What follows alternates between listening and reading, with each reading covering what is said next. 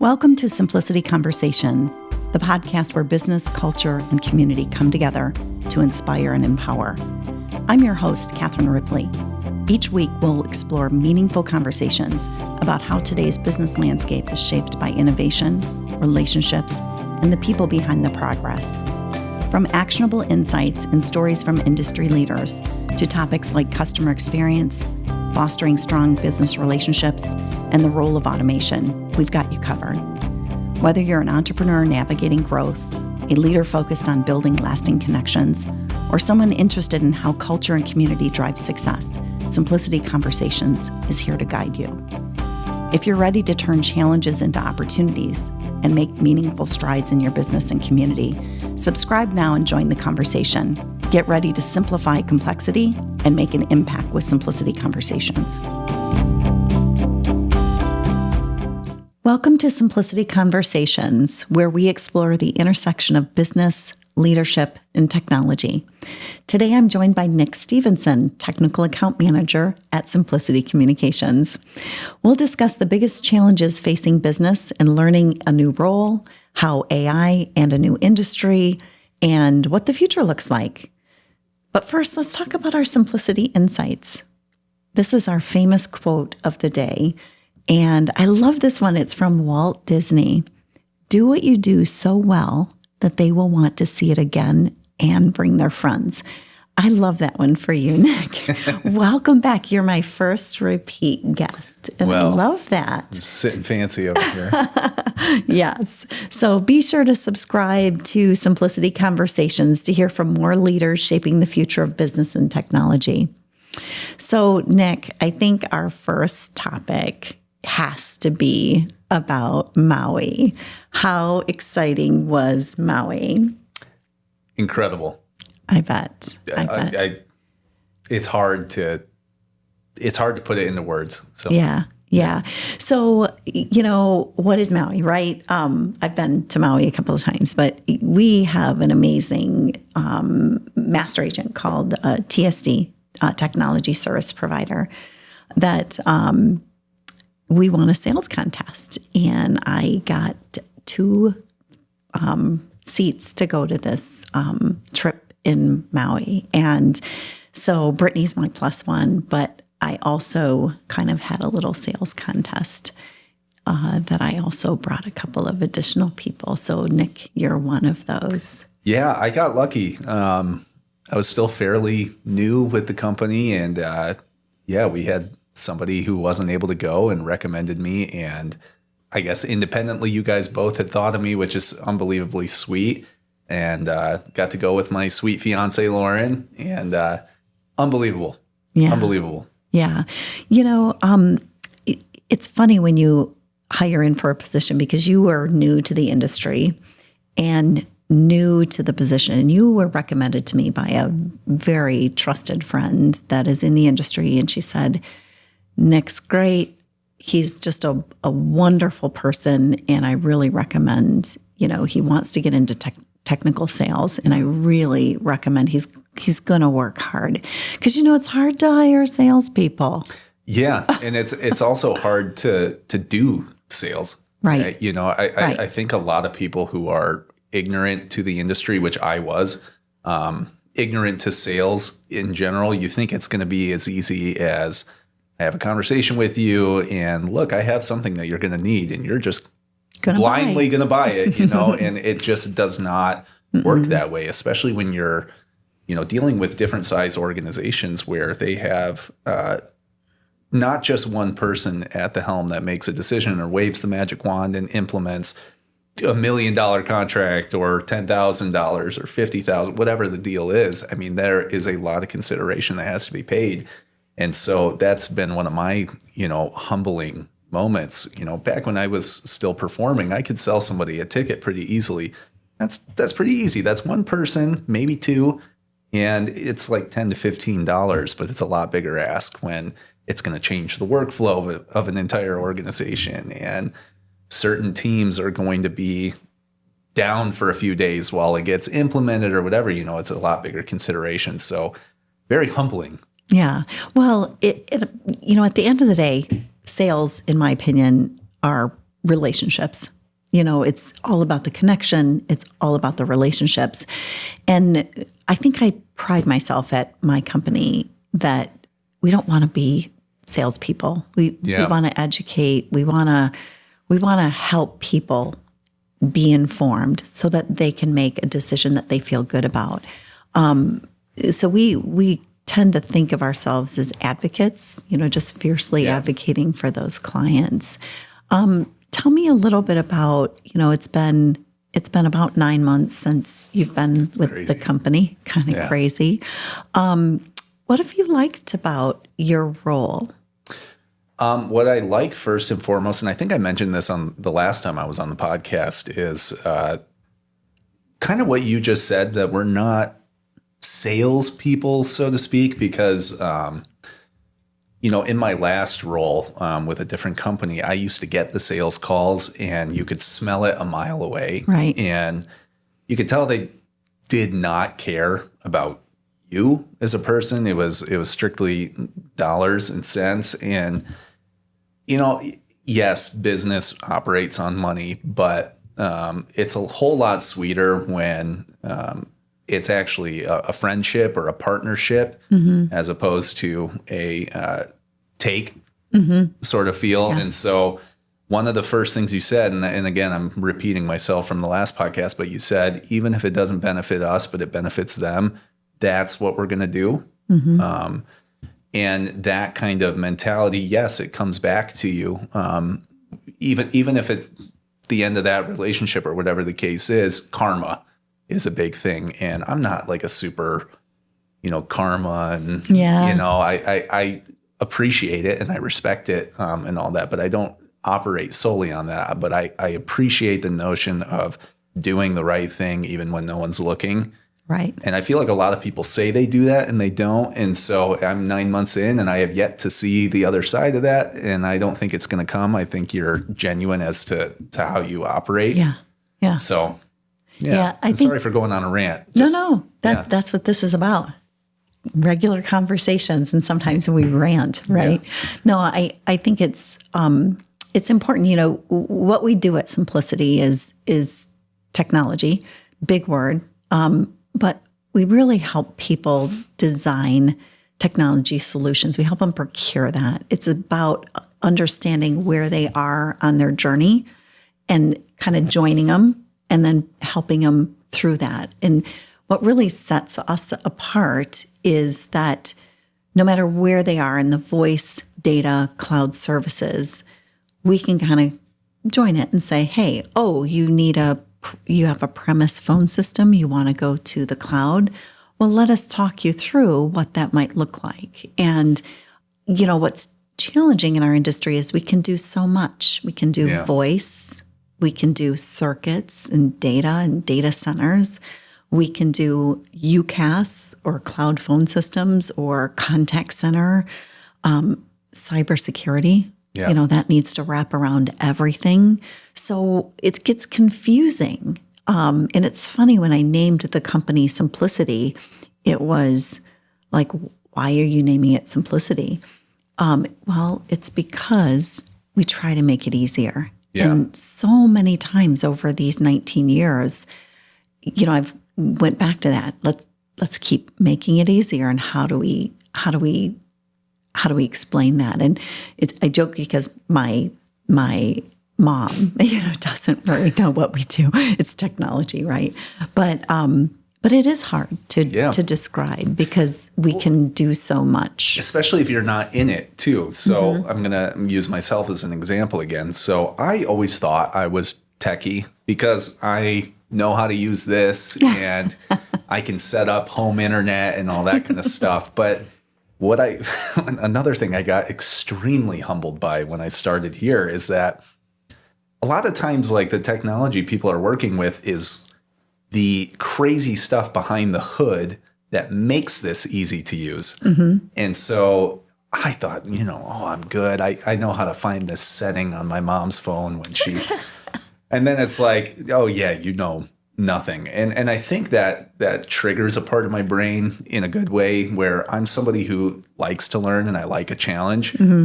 And it seems like with technology, something new comes up.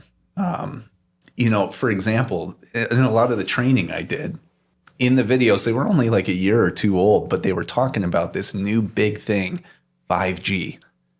And it's like we're already way past, we're working on crazy, crazy things comparatively to 5G. And it's only been a few years. Right. And so I remember when LTE was like the hot stuff, and it's like, oh, I can watch a video and only buffer 5 times, and then 5G, and then ultra wideband 5G. And it's like, I know nothing. Yeah. So that has also been extremely humbling, and it's challenging to learn. It really is, because where do you go? Especially as, you started as a business development rep, and you just were moved into a new role of technical account manager.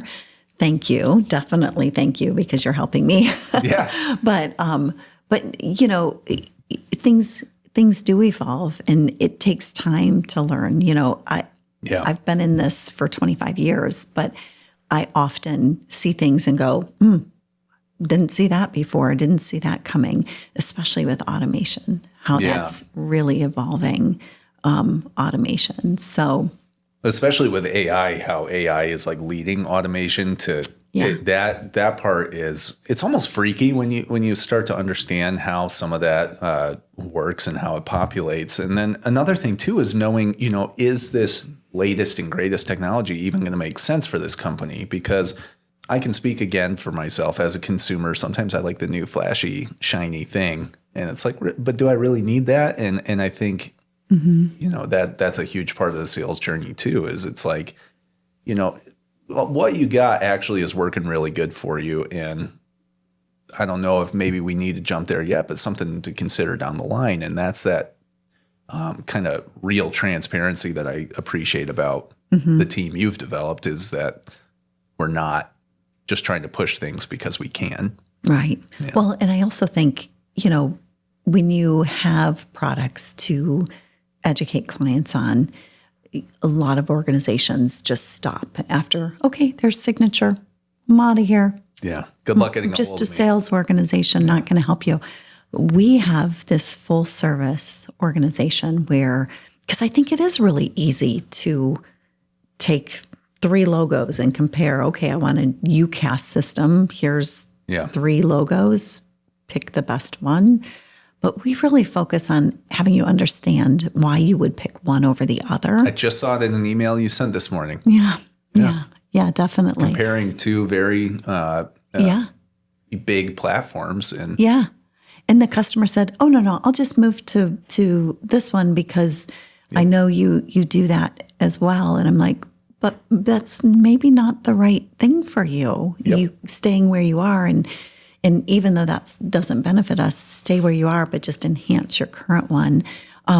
That's really important, because I do believe in karma. I do believe you've got and the court of public opinion too is massive. I mean, I think this industry, and who knows, maybe I'm speaking out of my butt a little bit, but it seems to be rife with a lot of bad actors, people who get your business and then ghost you, and now you're in a 36-month contract with next to no support. And I wasn't aware of how bad that was. And it's not even just in tech, it's in so many sales-related industries. Right. And after going to Channel Connect, I hear stories about other providers, and I'll never name names, but they know who they are. And we know which ones we won't use. Yeah, exactly. And I think that kind of thing is so important, because as soon as people hear that you have been burning people, I mean, that bridge will collapse at some point, and you're not going to have anywhere to go but exactly where you're at. Yeah. And I think a lot of people lose sight of that. I think there's a lot of short-sightedness because you see a few more zeros on your paycheck or whatever the case is. And it's like one time. Does I mean, that's what this generation, my generation especially, has no problem lifting the middle finger to an organization that they see as burned somebody. They have no problem just flipping that switch. Yeah. So being cognizant of that is huge. Yeah. Well, and I think it's important when you bring a product and design a product for someone that you help. The hard part easy is picking it. Hard part is implementing it and then making sure the invoices are right. And that's where we have that full service organization where we help. I always say our job is to make sure the service provider do what they're supposed to do. And I remember a few months ago, a customer was having an outage on a Friday night, and it was a critical industry situation, healthcare. You can't be without phones in this situation. The vendor that sold it to them was like, sorry, we can't help you. We just sold it to you.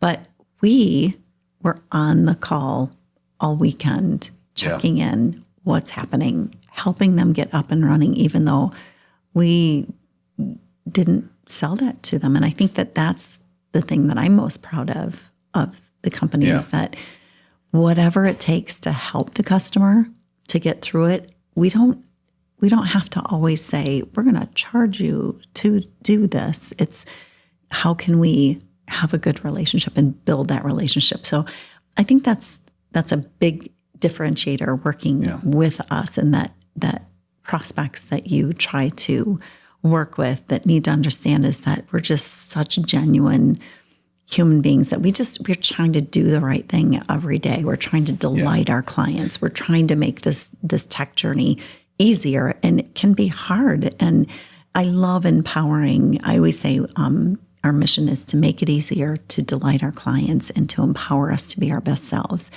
And that means how can I empower you to what do you need to do to be successful in your role? But you're empowered to help our clients, and like, what do we need to do? And I just love our approach to things. And I think I love our operations and implementation team. Oh my gosh. You guys are watching it, I'm sure. Thank you. Yeah. They are some of the hardest rock workers. Stars. And you know what a rock star is. I always joke, we have a resident rock star. It's pretty cool.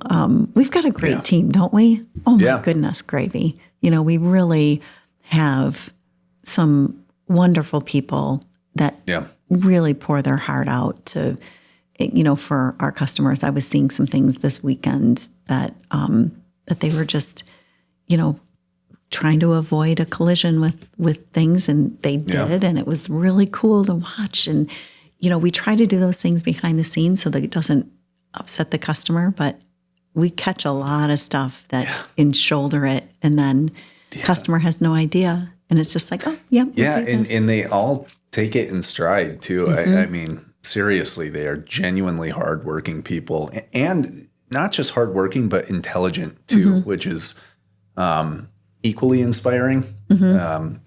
Just to see how their brains work through a problem, because obviously I'm friends with quite a few of the folks on that team, and just seeing how they workshop a problem. I think there's, like a disc profile, there's different ways people's brains work, and our operations people really have that strong operational, analytical, and very practical brain, where sometimes I don't always have that. I'm good at talking to people and developing a relationship. Not that they're not, but that's like my strong suit. And I just like to see their brains. I can see the wheels turning, and I'm like, yeah. It's pretty cool to see. They're definitely rock stars for sure. Yeah. So tell me about how you try to stay away from being salesy. I mean, you're making calls, you're reaching out, you're new to the industry, so you didn't have a client base to come to.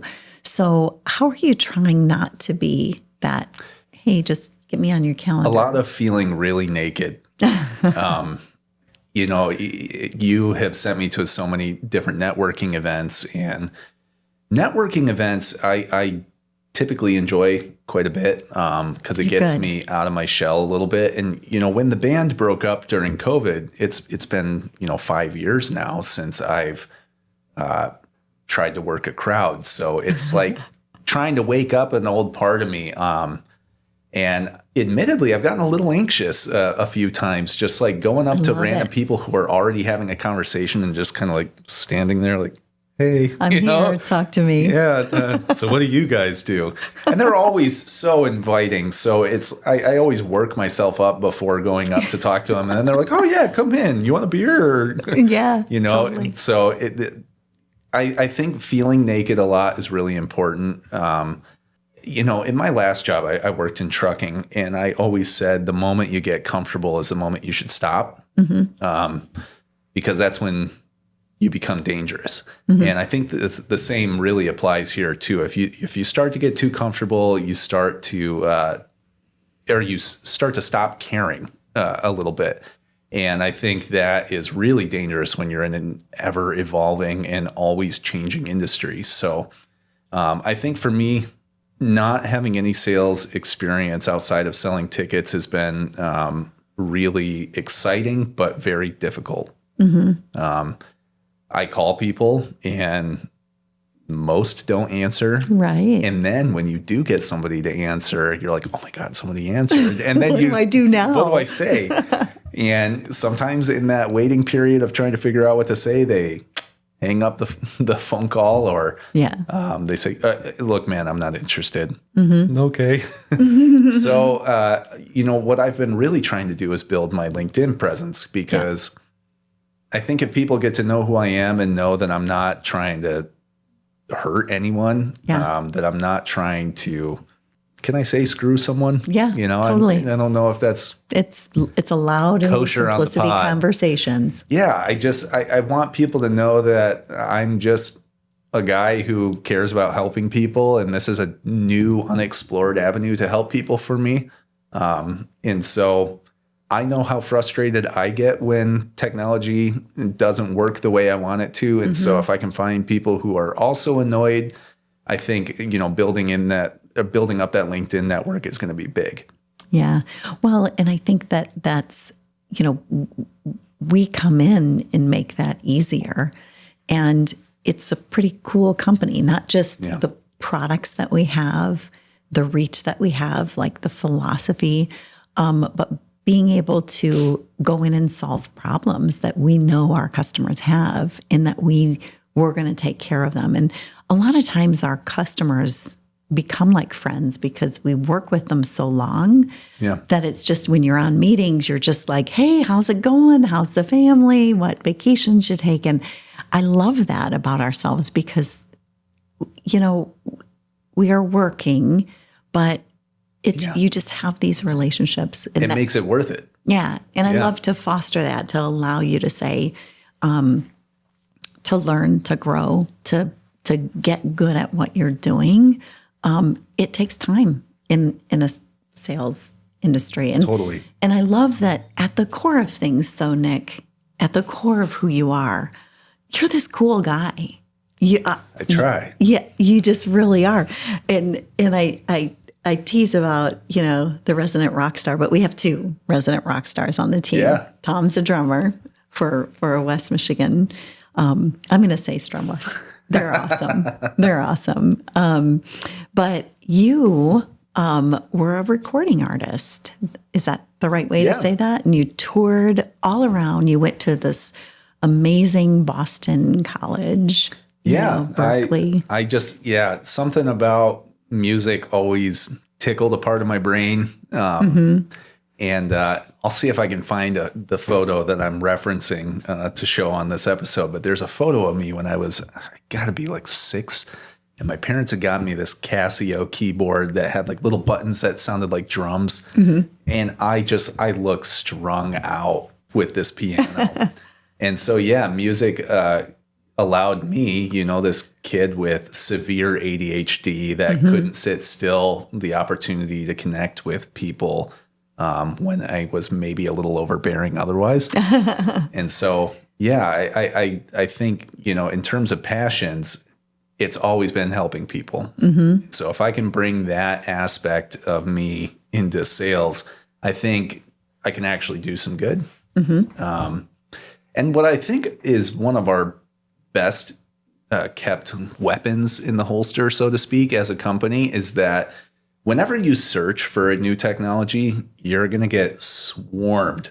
I mean, there are so many companies that provide similar services, like in the UCaaS world, CCaaS.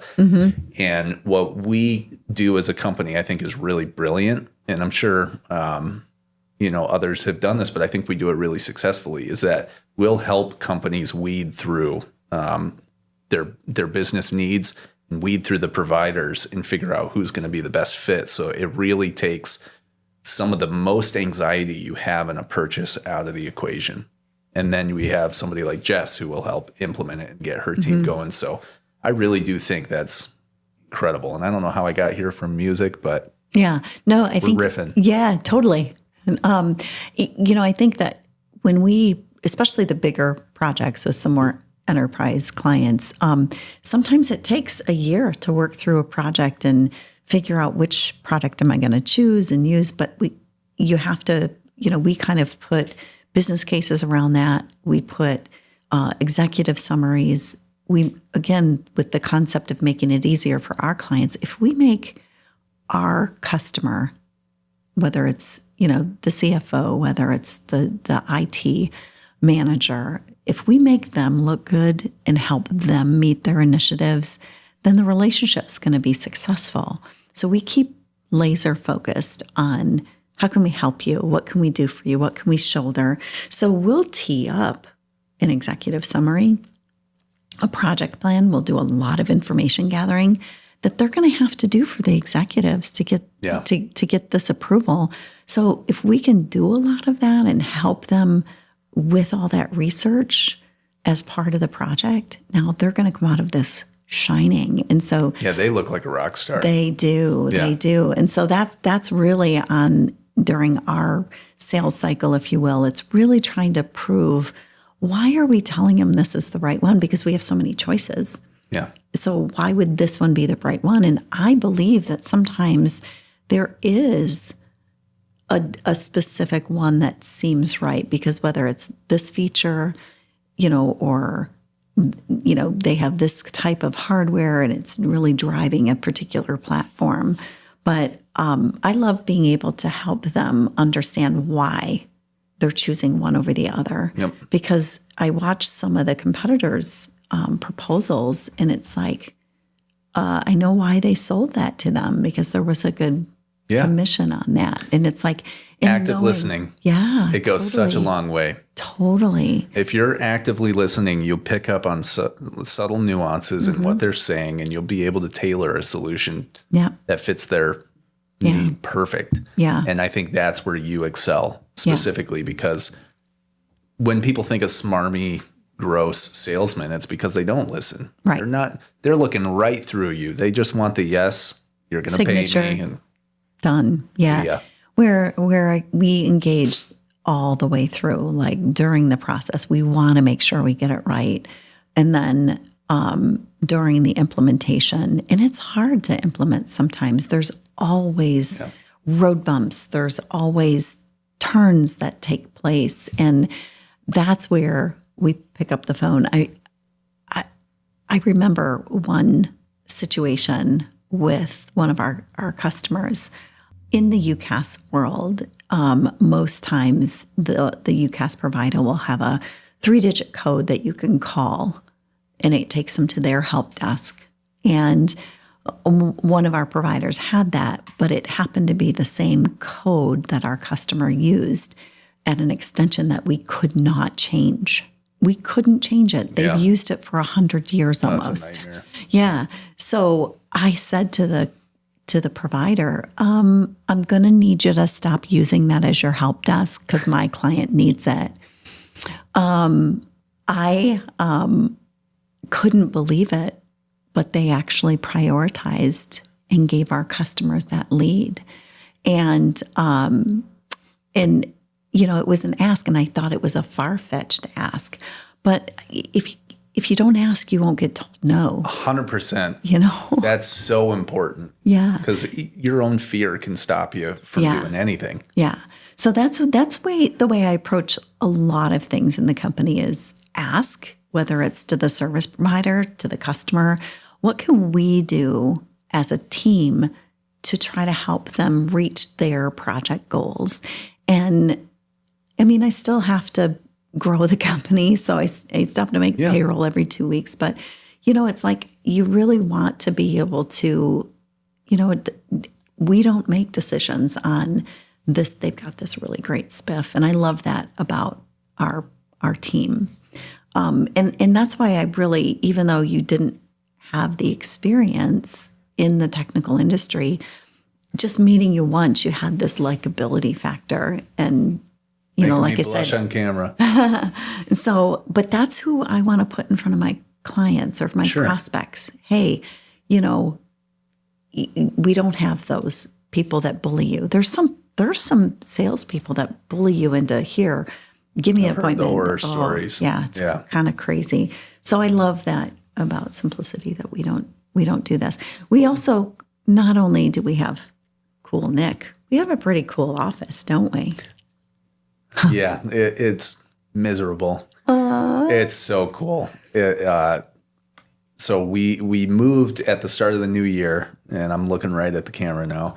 We moved into the coolest space I think I didn't know that existed in Grand Rapids. It's right on Monroe Center, which is kind of like the central artery of business. For sure. In Grand Rapids, every city has that one street, and this is that street. And so it used to be the bank. It was a couple of different banks. Yeah, well, Select Bank. When I first started the company, it was Select Bank, and I actually banked there. So I knew it was there because I'd walk in and go, oh my God, I'd look all around and going, there's more marble than anything. Yeah. And 25-foot ceilings and just ornate. It's so madness. Catherine. It really is. And then, looking at, my lease was ending, and the owner brought me and said, hey, let me show you the space I have. And I about fell over when I walked in because I'm like, are you joking? Like, this is my dream office. And for the listeners at home, so she didn't tell any of us about it. And it was Halloween day. It was me, Miranda, and it was Jess, I believe. Yeah. And we have Catherine come up to our desks and go, okay, 5 minutes, we're going on a field trip. We thought it was going to be like ice cream, or something. Because it's Halloween, and she brings us to this place, and it's the big building, and it says in like really beautiful letters on the front, First Community Bank. Yep. The building is named the First Community Bank, and it's on both the west end and I believe the south end. Yep. And she goes, this is going to be our building. And she started crying and told us that we're going to get the names, or the Symplicity name on the building. Yep. So we're going to be the Symplicity Communications building. And she brought us inside, and it is 25-foot ceilings, and the walls are all marble. There's beautiful cherry furniture, and the ceiling, which I never pay attention to the ceiling in a place, but it's pretty hard to miss this one. It's all hand done, painted, beautiful. It is. How about this? You guys come and visit us and come check it out. There you go. And we will be happy to host you. Yeah, absolutely. And we're going to be having some little events in here, and we'll make sure to get them out on our social media. But we're going to bring in some of our service providers and just have a cocktail hour just to kind of introduce the space. To do it. Yeah. We'll do a ribbon cutting ceremony, and, we just have a lot of really cool things planned, but it's a great place for us to call home, and it's just been inspiring. So, totally. Our last space was great in the Boardwalk building at 940 Monroe, but this being 2 blocks away from Rosa Parks Circle, we are absolutely on the heart of it at 60 next door Monroe to a Center. Sushi place. That doesn't make staff unhappy, No. Well, and I think it's something to be really proud of too, because again, I really liked our old space, but it was in the basement, so you didn't get that natural light coming in as well. And with this, it's like you're right in the heart of downtown. You have all this amazing sunlight coming in. And I'm not a winter person, but Catherine has caught me quite a few times just staring out the window at the snow coming by. It's Mesmerizing. Yeah, marvelous comes to mind. Yeah, totally. And it doesn't hurt that the massage chair is right by your office right now. Yeah. That's going to be changed soon. We had to get rid of some safety deposit boxes. I don't know how I feel about this change. There's a room designated for a massage, but it's the relaxation room. But it was filled with safety deposit box left over from the bank. And so the massage chair is, I mean, I can grab it. Yeah, it's and not so too far. I have to check, at least once a week to make sure the chair is still working. Once a week, like daily. Get away from me. She's calling me out. Yeah. But yeah, now it's going to be moved into a separate room, which will be excellent, but I'm a little salty. There's gonna be a cot in there. I'm gonna do a cot. I'm gonna do the massage chair. It's the relaxation room. I won't complain about it when it's there. I know I'll appreciate it and love it, but having it right there is just a little. Yeah, it is kind of cool. You get your princess space, and I get my princess chair right next to me. Yeah, there you go. I'm the guy with the back issues. Yeah, there you go. Yeah. Oh, well, it's yeah. Hopefully you kind of get a sense of who we are, at this crazy company we call Symplicity and Home, and we're so excited to have the building. I mean, we are in Grand Rapids, downtown Grand Rapids. We hit so many lists of top place to raise a family and just cool. Yeah. And here, one of these 12-story buildings is going to be named Symplicity Communications. And it's like, ooh, that is super cool. And doing a podcast. And I mean, there's just so many. I feel like as a business owner, I feel like this last 3 months, but the last 6 months have just really evolved. It's been pretty big for you. Yeah, really big. And I'm sure you talked about, your beginnings when you had your family on here. Yeah. Did you ever think it would end up? It's hard to visualize. I'm a visual person, but it's sometimes hard to visualize because it's almost like you don't want to jinx it. You don't want to like, oh my God, I'm scared to think that. But now what I always say is, dreams. I've always dreamed of having an office in Paris, right? Yep. At some point, they become goals. Yeah. And at some point, you're reaching those goals. Yeah, you can almost grab them. And I think that's what's happening with this new office. It is everything I've ever dreamed of in an office space to work, and to get that in Grand Rapids, like you said. I mean, I would expect this kind of an office in Paris. Yeah. But to have it here. So I'm so excited to introduce it to people and have them get to know us as an organization and us as a culture, and kind of to see what we have to offer and how hard we work for our clients. And technology is challenging. It's confusing. It's complex. Yeah. And our whole existence is to try to make it easier and to try to help our clients meet their initiatives. And I love that. I love that we really focus on what's right. Because anytime you implement something new into a whole office's workflow, it's a heavy lift, no matter which way you flip it. But yeah, I do think, having a company like ours that will help make that lift, maybe not a personal record, but more manageable, something that, you're still lifting, but you can do this pretty easily. Yeah. I think that's a huge benefit. Well, and I think just knowing that we're an option, that we're going to be somebody with integrity that really kind of walks with them on that path of, how do I transform? How do I get to the cloud? What should go to the cloud? Maybe it's a hybrid. Maybe it's not everything. There's really reasons to do different things based on the industry, based on the size company. So we really kind of engage on that journey, and I love that. So if you happen to get a call from Nick, take his call. He's, like I said, a pretty cool guy. But Nick, why don't you tell listeners where to find you?